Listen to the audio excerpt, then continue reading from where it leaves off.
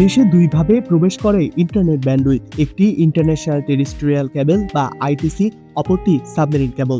বাংলাদেশে বর্তমানে দুটি সাবমেরিন কেবল রয়েছে, যাদের উভয়ই রাষ্ট্রীয় মালিকানাধীন। অন্যদিকে আইটিসির ক্ষেত্রে ভারতের উপর নির্ভরশীল বাংলাদেশ, আর তাই অন্যদের উপর নির্ভরশীলতা কমাতে অনুমোদন দেওয়া হয় তিনটি বেসরকারি সাবমেরিনের, যার একটি বাংলাদেশ প্রাইভেট কেবল সিস্টেম বিপিসিএস।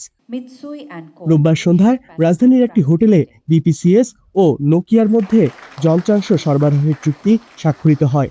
অংশীদাররা বলছেন, ৩,৩০০ কিলোমিটার দৈর্ঘ্যের এই সাবমেরিন কেবল সরাসরি সিঙ্গাপুরের সঙ্গে কক্সবাজারকে যুক্ত করবে, যা কমিয়ে আনবে আইটিসি তথা ভারতের উপর নির্ভরশীলতা। আমরা প্রাইভেট সাবমেরিন কেবলের ট্রাঙ্ক কেবলটা তো আমাদের হয়ে আছে, যেটা অ্যারাউন্ড 60%, বাকি 40% হচ্ছে ব্রাঞ্চ কেবল।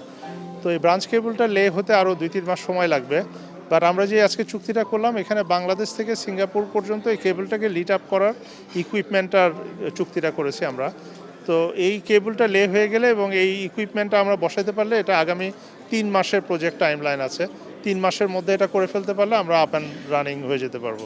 আইনগত বাকি অনুমতি মিললে মার্চের মধ্যেই এর কার্যকারিতা শুরু হবে বলে জানান সংশ্লিষ্টরা। এতে করে ইন্টারনেটের দাম কমতে পারে প্রায় অর্ধেক।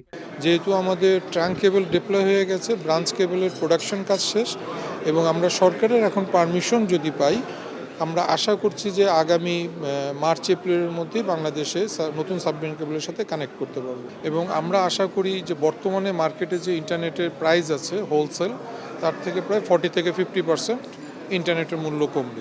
এ সময় বাংলাদেশের নিযুক্ত ইইউ রাষ্ট্রদূত মাইকেল মিলার ও ফিনল্যান্ডের রাষ্ট্রদূত সহ বিভিন্ন দেশের প্রতিনিধিরা উপস্থিত ছিলেন। ধ্রুব ইকরামুল, স্টার নিউজ, ঢাকা।